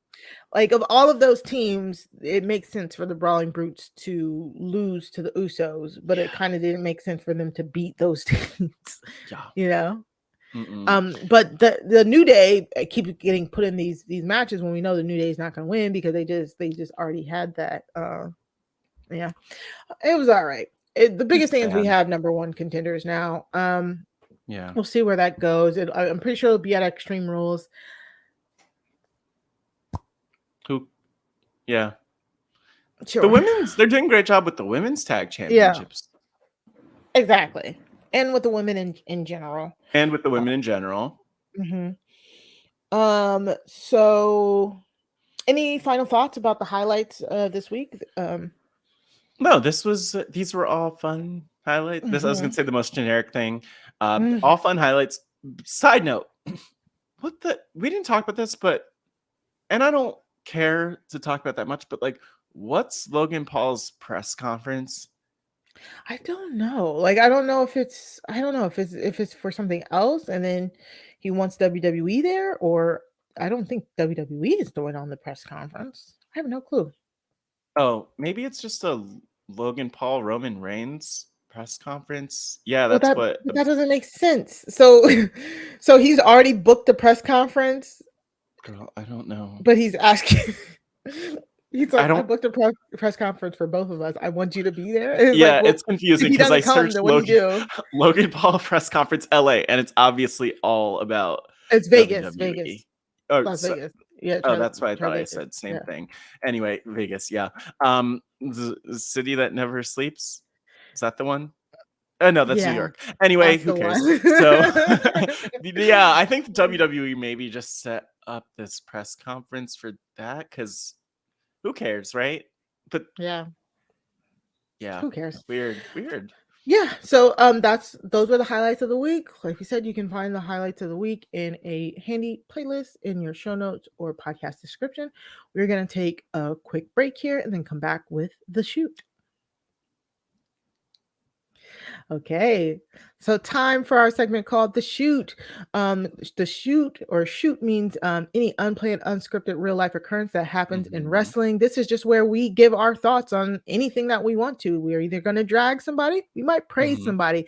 You Let's might. see. You never know. We're We chaotic. We reserve the bring that. right. We do what we want. We do what we want. So what do we want to do this time, Mari? So this time we want to talk about the debut of Quincy Elliott, the super diva on NXT. Ooh, Um yeah. before we truly get into Quincy Elliott's debut, I think it's very important to note like we got a message on NXT 2.0 from Shawn Michaels. It was like this just little small like package talking about how like NXT um you know, NXT is for developing stars. It was like, a voiceover, but we Yeah. also have to know our past and to make way for the future. People will come and go, but we will always be, we are NXT, whatever. Yeah, I And was like, over where's Triple H when you need him to do the voiceover? Maybe he was busy. yeah, so like and it was just like a little package of kind of like it looked like all the highlights of like NXT 2.0 because this was like the year like 1 year anniversary of NXT going to NXT 2.0, which if you don't know what that means is No. a year ago NXT 2.0 re-debuted and Vince McMahon and I think it was Bruce Pritchard had come down to NXT. They basically fired Triple H and no, Shawn Michaels I think was always there, but they Yeah. kind of got rid of like the top creative people. They got rid of most of the stars. We talked about it over the past year or Yeah. so, just them like letting people go, and they completely redesigned it back to what it was supposed to always be, a developmental brand, because what was referred to as black and gold NXT was when it was NXT was like the indies light. Like I remember people used to be calling it like NXT the indies light because when Triple H was ahead of it, he got a whole bunch of really good indie talents to come in. Like we can go down the list, like Nakamura, like Matt said, Kushida came in, just so many names, Johnny Gargano and Tommaso Ciampa. Like it was such an influx of just indie guys who were there, who wrestled. They weren't really there for developmental. It was kind of like people kind of saw NXT as the third brand.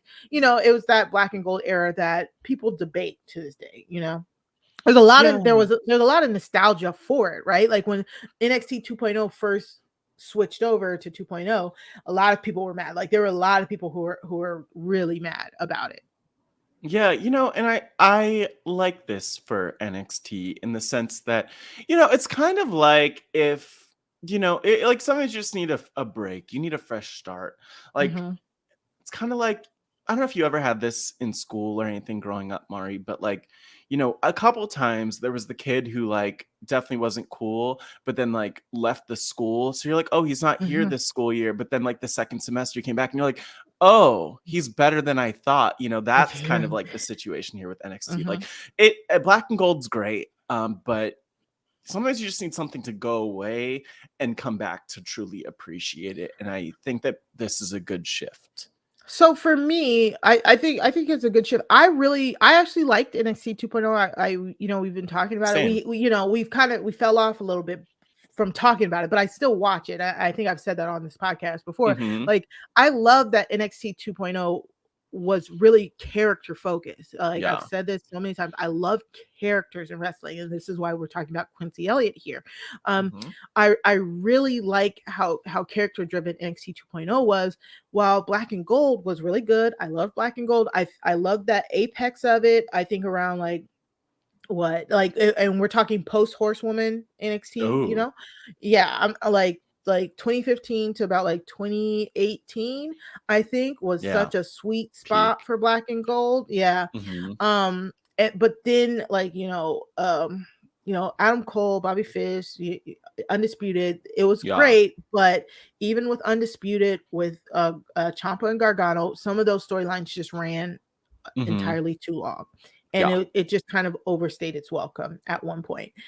NXT 2.0 has not overstayed its welcome because the whole point of the package is that we're going back to this, like there's no 2.0 anymore. I think they kind of introduced a white logo with black and gold around it.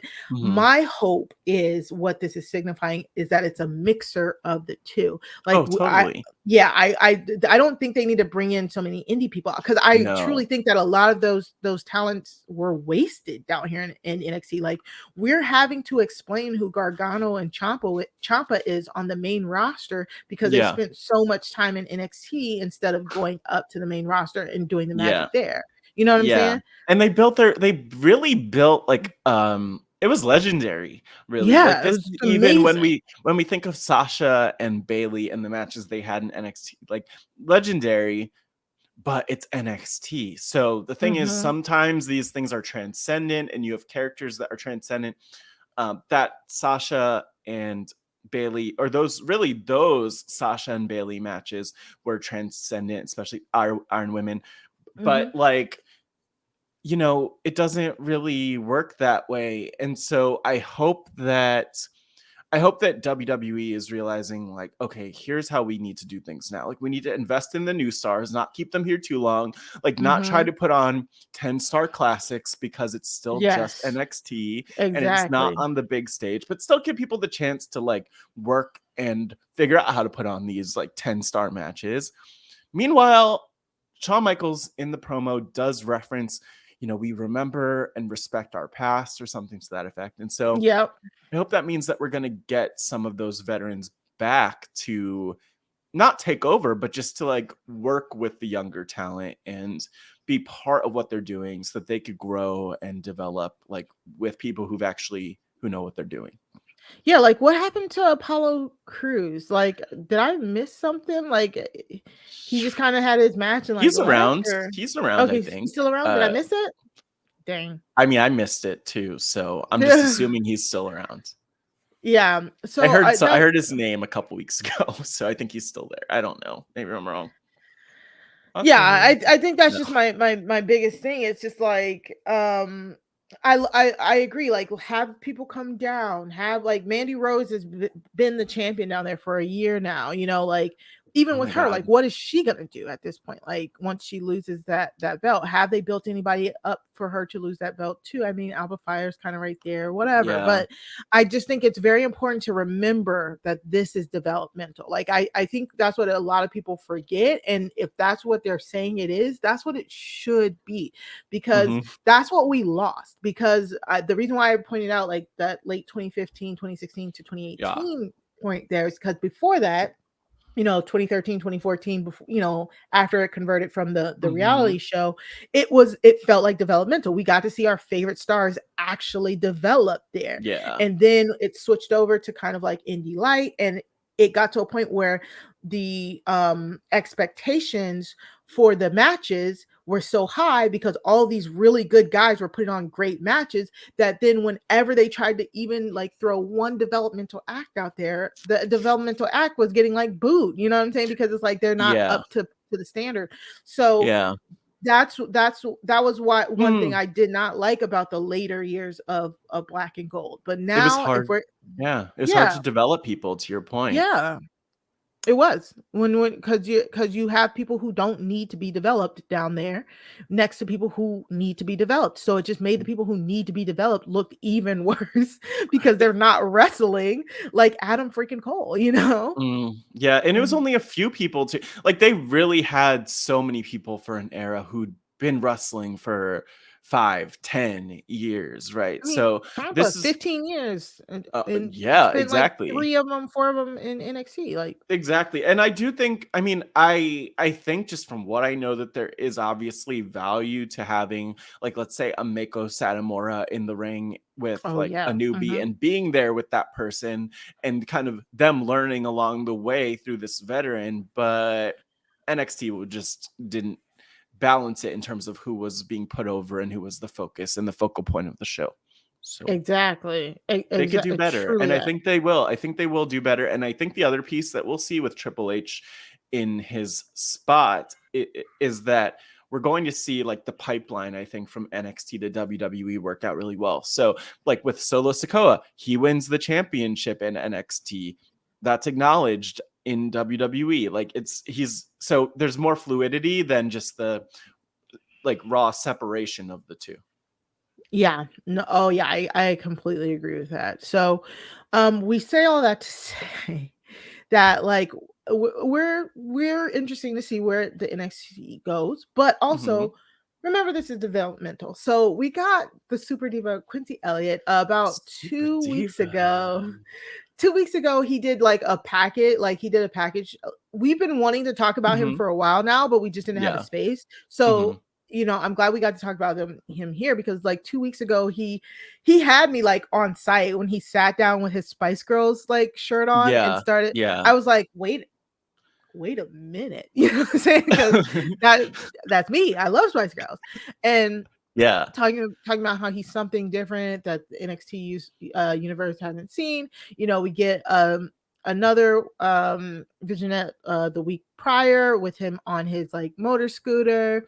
He's like just a boy in his scooter, like talking about like it's like driving down like what looked like LA, but I'm pretty sure it was just Florida. I mean, it looks like let's call it Miami even, there we but go. it's probably Orlando. It's probably Orlando. Looking like he's trying to look like expensive and talking about. Oh my god! And he said, "Yeah, like he's like I'm more than a mouthful. Nothing is cuter than a boy in his scooter." That rhymes.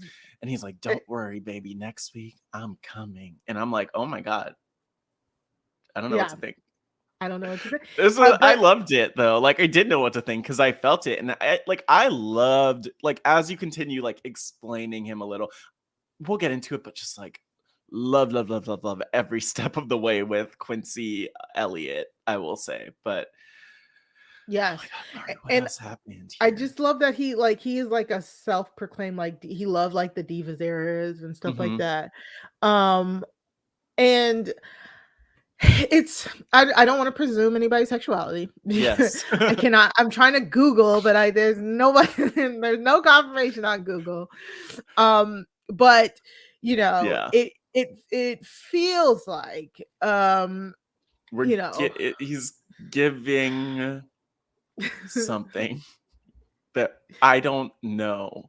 I know. I have no clue what, but I think, you know what, beyond his sexuality, because it doesn't matter at the end of the day what his sexuality is. I mean, it does because representation matters. Exactly. But beyond what his actual sexuality is, he's already representing so many things that are, very are black and queer and like just like kind of, but also kind of just like different and new. And he's this combination for me of like of Gold Dust with a little bit of Viscera, and that's like really the combination. I was gonna throw in Rikishi, but I think like really like Gold Dust and Viscera. Is the thing I was screaming as I was watching. I was like, "Let's go, Viscera!" Like I was like, not calling him and that, like but the I was like, "I see too. it." Yeah, he literally said the colors. Yeah, on his Twitter, he does have that as the inspiration for his suit. Apparently, he's been wrestling on NXT Level Up for a few weeks now. So he said his inspiration for his outfit was a few pictures. It was Lady Gaga in, I think, is that the Poker Face video? It's either the paparazzi video. That picture of Viscera, but when he was wrestling under Mabel. And then like some like Kanye West like stunner shades, like glow in the dark stunner shade type thing. Oh wow. And the funniest thing is like, so he's making his entrance, right? And he does, there you go. He does like he drops it low on a pole. Like he Oh my like god, yeah, he he did. does it like he does it like a little like almost like a little twerk spot on one of the ring posts. What a ring! I mean, I want to interview that ring post. What did Vic Joseph say? Okay, Vic because Joseph on announcement said he learned that from Sweet Tea.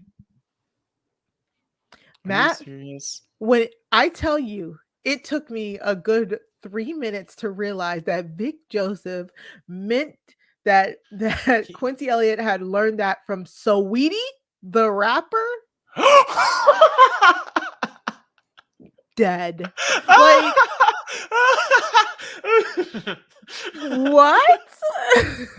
Why? I'm like, Mari, I just Googled sweet tea because I was like, what is she talking about?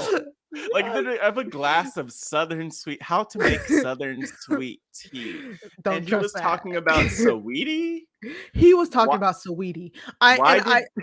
Why did he do that? And that's because somebody tried to write that line or something, because there's no way. Like, what? No. What? I don't understand. And the funny thing is, I wonder if he like saw this. I wonder if it was like the correct spelling, because Saweetie, like there was that A in there. Saweetie. Yeah. And he was like, that can't be right. His brain just like automatically just auto corrected it. Yeah. No, I get that. It's real. And I don't know I have questions. I don't know who is it. Wade Barrett is on commentary with him. It was the longest pause. Like after Wade Barrett, I kind of wish I saw the video, because Wade Barrett had to have been looking at him like either he stepped on Wade Barrett's line, or Wade Barrett knew that he just completely blew it. But it was Wade Barrett was like, who's sweet tea? Like maybe he was like me, Googling sweet tea recipes over here. I think too. It was all of the above. Like, but maybe he meant what he meant. Maybe that's what he meant. Like maybe Quincy Elliott did learn to twerk from, because sweet tea. Look, Mari, I'll tell you a story. Last weekend, I had a glass of sweet tea, and you know how much sugar is in there, and it just gets you going. Like you do want to twerk, and so sometimes like you drink the tea, all of and that you can't help but twerk. It wasn't a full twerk. It was, it was just a. It was like a drop it low and pull it back up. Yeah. It was not. It wasn't a dip, but it was like it was just like a drop it low. Yeah, you're right. Barely low too. Yeah. It's very interesting the line of this character here. Like, and it's really hard to talk about the character without assuming sexuality, and because I think there's a big difference in how the character is taken depending on, because I love this idea. I love Quincy Elliott. I love I love the newness that this character feels, but I also can definitely see all of the people we've said right now. I can also see Redacted Dream influence in there a little bit. And it feels like he needs to get comfortable. It feels like he needs to be comfortable, because it's exactly the feeling. So watching him debut is the exact same feeling I got when I saw Patrick Clark debut for the first time. And I'm like, I feel like I like this, but I'm so confused. And then I'm like, can he pull this off? Like that's how I'm feeling. I'm like, can he pull this off? And it's fine to feel that way. It's developmental, like that, and that brings the point around. Like, it's developmental. He's gonna need the time to build that character, and we should give him time. We give so many people time to build characters, and then other people I feel like don't get that time. If he can really build on this, it can be good. I'm not sure I liked the walk down to the ring. I like, again, the reason that like the whole just the wrist out. Oh, the whole walk.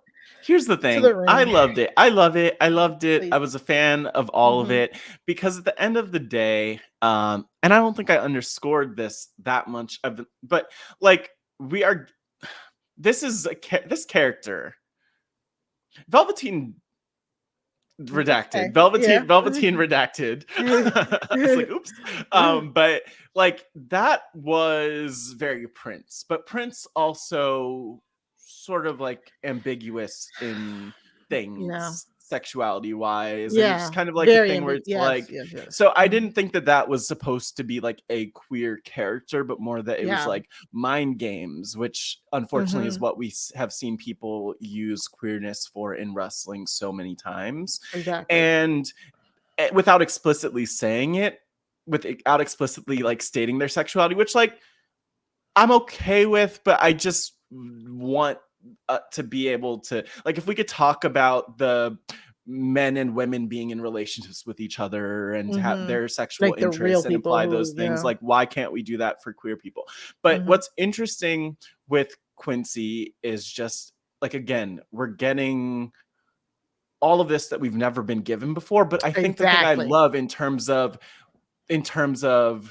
what we're getting is that the people love Quincy. Like, I think at least in this NXT arena, they love Quincy. And I think that that's part of why it works, because so often we've seen this character done in a heel way, like the Velveteen Redacted. We've seen Rico back in the day. There was Billy and Chuck, who like weirdly 20 years ago were like definitely gay, but then they were like, oh no, we're not gay, we're just bros. And it was like the whole thing where they backtracked even though they had a wedding. So I mean, maybe this is the first time that we'll actually get a character who's like close to actually, because like in my mind this is queer no matter what, you know, his sexuality is at the end of the day. But yeah, very interesting. And maybe, you know, Quincy Elliott's coming up, so maybe we'll be able to like get some of these answers from like him more I'm directly. looking at his Twitter is like, he has like, I know, I'm looking at his Twitter. Like, and I'm looking at this like picture Nicki of him like with the Minaj, Divas. Oh my god, yeah. There's like a picture of him like photoshopped with the Divas Championship. There's a picture of photoshopped with Nicki Minaj and the tag team championships. So I'm just saying, you know, honestly, if this, look, I think that I'm just video version. I'm just waving the rainbow flag. That's all I'm gonna do. I'm not saying anything about anyone's sexuality. I'm just waving it in the air. And that we're here for it. Like, I think that's the biggest thing that we want to take away. And I'm just so excited to see, like, to truly like see him grow and all of that, because I truly hate, I kind of hate to say it, like, but like Patrick Clark's character was one of my favorite characters, and for it to end the way that it did, I think WWE is missing. It's not the same thing. Him and Quincy Elliott aren't doing the same thing, but I think we are missing that type of just charisma. You know, like you know. And speaking to certain people, like, this to me like feels very it feels very much like, I don't know, like the timing of it I appreciate so much. And over on the Pod Friends podcast, like interviewing Aman Adwin in the RHAP as a podcast community, we were talking about Renaissance and Beyonce, and like this is giving me those vibes. This is giving me unique. It's like all of that. That is what Quincy is. And I just wish that there was more of that, because it appeals to more of us. Like, I remember when Hit Row was around, and obviously much different act, but I remember when Hit Row was around before they were let go, and how much they resonated with us and our guests. And I wonder, like, I'm excited to bring people on and hear their reactions to Quincy Elliott, and for them to be like, what? This is a wrestler? Wow, that's cool. That's different. I didn't think that was what wrestling was. And that's what I hope we're going to get in the direction that WWE is moving in with Quincy. But I commented on like one of his Instagram posts, like, I need more of you on my TV. So maybe we'll get him on the podcast. Who knows? Probably not, but you never know. Yeah, we'll see. But yeah, I would also love like a little bit, like if he gave like imagine if his character gets to the point where he can do like full on Sunny Kiss like on WWE like TV. Sunny Kiss, who can't even do Sunny Kiss on AEW. Like, that makes me so upset. Yeah, like that would be so great. Anyway, that's it for this week's Wrestling Wrap Up. So Matt, where can the people find you? Thanks for asking, Mari. Well, the people could find me, as always, on the social media. Hit me up on Twitter, especially Matt Scott GW. The GW stands for whatever you want it to stand for. Open to interpretation. We'll go with good wrestling. But, Matt Scott GW. And I am up to a lot, I guess. So quickly to run through it, I was on the Crime Scene podcast with you, which I'll let you talk about, Mari, of course, because you'll plug that. But I also have another couple of episodes of Pod Friends interviewing people in the RHAP Robbus podcast community. This weekend's episode is with Jordan Kalish, who hosts This Week in Survivor History and has been part of the community for a long time. And next week's, or the following week's, the season finale will feature none other than Stephen Fishback of Survivor fame and Know-It-Alls fame, talking about Survivor. So that'll be great.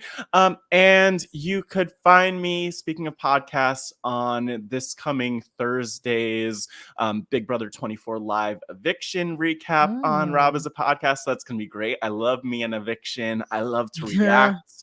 I'll probably be gooped and gagged, even if I know exactly what's about to happen. And then otherwise, like, you could still watch Survivor Philadelphia 2, Head versus Heart. The finale episode is this Tuesday. And just watch that, like, it's a thing. Like, I was in the show, right? So watch that. And also, I'll be at AEW Grand Slam, as Mari mentioned and spoiled at the beginning of the podcast. But I'm glad we mentioned it, because if you're there, hit me up again, Matt Scott GW, or in the Job as a Squadcast group, and just let me know you're there, because it would be good to see you or run into you. I will probably be wearing my RHAP shirt, so say hey if you see me creeping around my first AEW show. But be warned, I'll probably be in the baddie section, so you might not be able to get up to me. So Jade Cargill still has not replied, by the way. Yeah, I saw. I'm sorry, buddy. She's not that active. I will say, I know she's not as active on Twitter these days, so we'll be hopeful. Yeah. All right. So you Mari, can find wait. Hold on. What? I didn't ask you. Where can people find you? Okay. All right. Well, you can find me every Tuesday. I missed my spot. It's okay. Every Tuesday, bringing you True Crime Tuesdays on the Crime Scene podcast. Me and Sarah Carradine, we review a docuseries, a true crime documentary docuseries, and then we give our ratings and suggestions about it. This week we had the great Matt Scott, where he filled in last minute for us to talk about House of Hammer. Go listen to that. Don't watch it. Not about hammers. Not about hammers at all. Nope. But, trigger warning as well. Yeah, and a great conversation that we had too, an important one. And we were alluding to it, but definitely some discussion of BDSM and the like. But thanks for having me on, Mari, by the way. It was cool. It was good. It was so great. Fun. Yeah. I love listening back. It was amazing. So if you want to go listen, subscribe at Rob has a website.com/crime feed, and you can subscribe wherever you get your podcast. You can also go and follow us on Twitter at Crime Scene RHAP. That's at Crime SEEN RHAP. And then we're also on Instagram. Please follow us on Instagram by going to at Crime Scene Podcast on Instagram. So you can also find me on my Twitter at Mari Talks Too Much. That's 2 like the number 2. I just recently was on the Community Building podcast with Jess Sterling and Josh Wigler last week, talking about the very funny episode of Community. The Atlanta podcast is back. We back, baby. Me, Chappelle, and Latanya will be talking about the 4th and final season of Atlanta over on Post Show Recaps. So you can just go to postshowrecaps.com/Atlanta. I think that's what it is. But go subscribe and listen, because apparently the writer listens to us too. So so much pressure. One of the season 4 writers listens to us. So go listen to us walk through the very weird, wonderful world of Atlanta every week. Yeah. And then I feel like I have something else. You know what? Booked and I'm on Big busy. Brother. Yeah, I stay booked and busy. I will be I always talk about Big Brother on the main RHAP feed, so just follow me on Twitter to know when the next time is. I was on the live feed update on Thursday, this past Thursday with Taryn. So that was really fun, and I will be on the book club podcast talking about House of the Dragon with Taryn and DM Philly over on post show recaps this coming week. So I'm excited. So much to talk about because, of course, I talk too much. That's your thing. That's your brand. That is the thing. Mari talks too much. 2, like the number 2. Yeah, exactly. I get it now. You get it. Yeah, it took me a while. Send us an email by going to wrestling@rawhasawebsite.com. You can also follow us on Twitter at WrestlingRHAPUp on Twitter. You can use hashtag WrestlingRHAPUp. And of course, like we said, come find us. We're at the Job Has a Squadcast Facebook group where we're talking with all of the other squatters, job squatters. I don't know. We need to come up with a name for us in that group. Jobbers. No, not jobbers. Squatters. Squatters sounds like squatters. Yeah. Which not great. We'll work on it. Either Let us way. know if you have a suggestion. Or if you just don't care. From me and Matt Scott, we'll see you next week. Remember, wrestling is for everybody, but not all wrestling is for everyone. Bye. Bye. Throw 'em up, lay it down just like Matt and Mari. Wrestling liver RHAPUp's gonna make it sorry. Feeling like The Rock cause I'm driving in Ferraris. And we coming every week and it's feeling like a party. Moolah Ric Flair, showing out like Bianca Belair, Best podcast, flush it in the air, Roman Reigns and we win it, don't care, No cap. Throw 'em up, lay it down just like Matt and Mari. Wrestling liver RHAPUp's gonna make it sorry. Feeling like The Rock cause I'm driving in Ferraris. And we coming every week and it's feeling like a party.